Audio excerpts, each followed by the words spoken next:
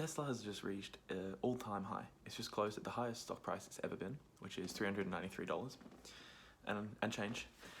Now, this is a very significant moment because we've just gone through this valley of death, right? It fell all the way down about 6-7 months ago to $170 a share.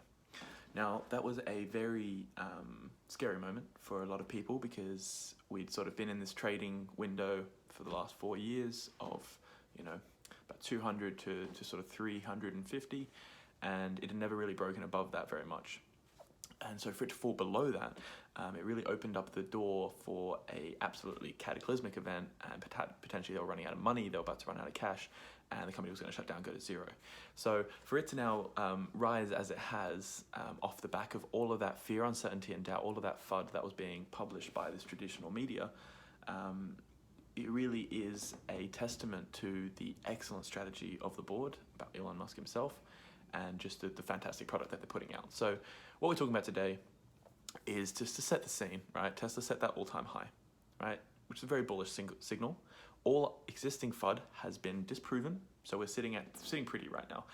So obviously, if everything's been disproven, it's about time that they bring something new to the table, right? They've been doing the whole, there's no demand. Well, record quarter after record quarter, with all 90% of orders coming through are not from reservation holders, they're from new orders. So it's obviously there is demand. Okay, so they've run out of steam on that. They're obviously not going to run out of money. They have over $5 billion in the bank and growing. We're potentially about to have another profitable quarter. Maybe Q1, Q2 might be a bit shaky, but we've got on good word from Elon himself that Q3, Q4 next year should be the coalescence of a bunch of fantastic bullish signals, incredibly profitable. So, things are looking up. And so obviously new FUD has to come from somewhere. So this new FUD comes in the form of the new Bloomberg article that just was published today, which is to say that the Model 3, made in China Model 3, so as of a month ago, they started producing vehicles in the Gigafactory 3 in Shanghai, in China, and Bloomberg has released this article. Okay, let me just get it out. They've released this article. They're saying that they're going to drop the Model 3 price by 20%. Tesla's planning to drop the Model 3 price by 20% in 2 quarters. Now, I have a few reasons why I believe this to be a full-out lie, complete stock manipulation based on an unreliable source or a dishonest source. So let me just break it down. So, like I said, the Tesla factory just started producing vehicles in the last 4 to 6 weeks, right? Last 4 to 6 weeks. So it's pretty new. They've done the test runs. They've started to scale it up. Some of the videos online you see that rely on the drone footage would put production at a sort of weekly rate of between 500 and 1,000 vehicles. Obviously, sometimes you can have a limiting bottleneck in that, and so you can't keep that up for a whole week, but somewhere in that range. They've just started up. They've never previously announced a plan to reduce prices, right, this far ahead. Maybe they'll say, okay, we're reducing prices next week or starting from, the start of next month. It's never, our plan is in 6 months to drop our prices by 20%. That is, that's an amount of money that would make people not buy the vehicle now. So they have, speaking of that kind of cannibalization of their own product line, when they launched the Model 3 with, such enormous uproar, so much attention and hype, it cannibalized the S and X sales, right? You can see them nosediving as, the reservation number increases, because if you were going to buy a $100,000 car and now you can get, 90% of the same car for 40 grand, why would you spend 100K? So it makes logical sense why these customers then decide to go for the Model 3. And so we've seen them make that mistake, right? And that actually almost killed the company as they ramped up Model 3 to the largest scale by far that they've ever done. In 2018, they almost ran out of money, right? Elon said multiple times that they came multiple weeks, 2 to 3 weeks out of running out of money in 2018. Closest they've ever been, other than maybe 2008, just before the GFC, the large recession. So we have them in this situation that almost killed the company. They've learned from that, because we can see when they launched the Model Y recently, sort of the last 12 months, they've been sort of talking about it, giving out specs, allowing for pre-orders, but they haven't been ramping numbers. They haven't been saying how many people have been ordering it. They've been keeping it close to the chest. They haven't really been advertising, they don't advertise, but in terms of the normal hype engine that they use. So while the Model Y targets the crossover utility vehicle, which is the largest segment of vehicles in the world, they haven't really made a big deal out of it. So that would be evidence that they have learned from this mistake. So why the hell would they turn around now after making all of these mistakes, and make this prediction that in 6 months, hey, if you wait, if you're planning on buying this vehicle, hey, wait 6 months, it'll be 20% cheaper, right? Just as they start ramping up production, right, where the cost is suddenly stepped up, and they're only making a small number of vehicles. Okay, so let's talk a little bit about gross margin here. Your gross margin, a big part of that is your amortization and depreciation, right? So when you spend $1 billion on a factory and you build 1,000 vehicles in that factory, each one of those would have to cop $1 million in amortization. So what you do is you say, okay, well, we're going to make, 1 million vehicles here, so each one just cops $1,000 of that capex. So you have to make back the money, right? You spend it out. So the more of these vehicles, so 1,000 versus 1 million, you can see that scales down the amount of cost on every single vehicle, the marginal cost to make a new unit, the unit cost. So as they are ramping up production in that factory, as you annualize that number, you can see that they will be increasing their gross margins substantially, and they would not want to be driving down the sales cost now. So it makes no logical sense for the business to be dropping costs when people are already ordering it. They've launched the product at higher than the US cost, right? $50,000 instead of the 37,000 base in the US.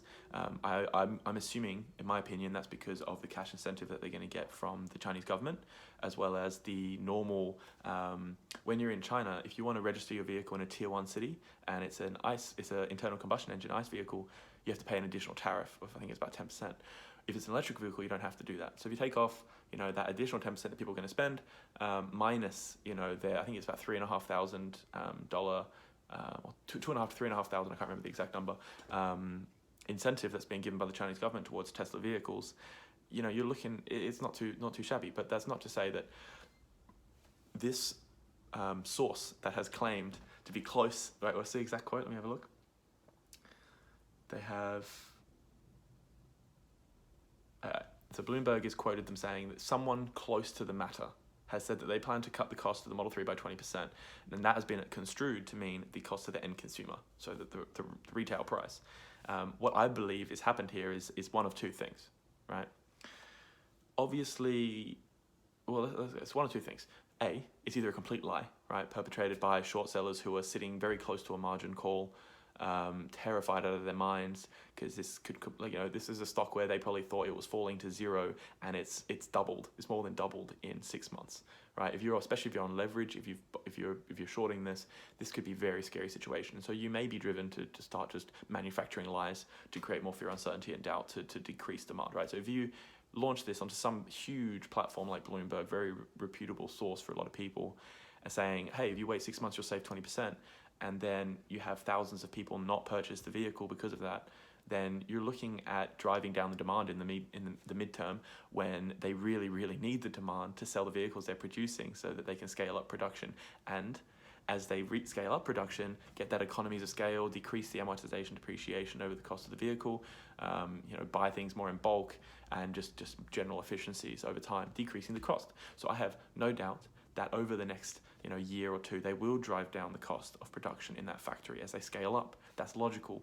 But for this person to share that, I think is completely disingenuous, to make it seem like it's going to pass on that saving to the end consumer. I would say it's highly unlikely that those prices decrease by 20% to the end consumer. Maybe in 1 to 2 years, but even if it is, it's irrelevant, right? They would never announce it 6 months ahead of time. That is a strategic, nonsensical move. And what's more, China Tesla, the Tesla China office has already come out and denied it. Has already come out and said it's a lie. So if it's not that complete short-selling lie, then perhaps, like I say, it's someone from inside of Tesla who truly is close to the matter, who has found that they're going to try to decrease their cost by 20%, and they've just assumed with no evidence that they're going to pass that saving on to the consumer. But if anything, they'll just absorb that into their margins, right? If people are still willing to buy it, maybe they'll decrease it by 5%, but they'll just absorb the rest of that economies of scale into their margins, which, by the way, are already going to be stronger, right? They've said in their last financial report that the capital expenditure, the capex to build the China factory, the Gigafactory 3, was 55 to 65% less for the production lines than it was when they built, the Fremont factory. So we're already going to see a much stronger margin due to the amortization depreciation, right? Because the cost was lower to begin with. So what they're amortizing and depreciating is a smaller number by half. So they're in a very good situation when it comes to margins. Chinese workers are cheaper than US workers. They're going into a market in China where other US market makers like Buick, who are seen as an upmarket luxury car, are going to have at least the base 15% tariff. Obviously, the trade war is starting to come to an agreement, but if that agreement doesn't go ahead, then you've got an additional 25% tariff on top of that 15 on all US other vehicles. Tesla's not going to have that because they're building them on site, right, in China. So all of this together is to say that China is in a very strong position moving into China. They're ramping production successfully and faster than we've ever seen. Costs are going to be lower, margins are going to be stronger. Yes, costs will drop over time, but no, they're not going to pass that to the end consumer.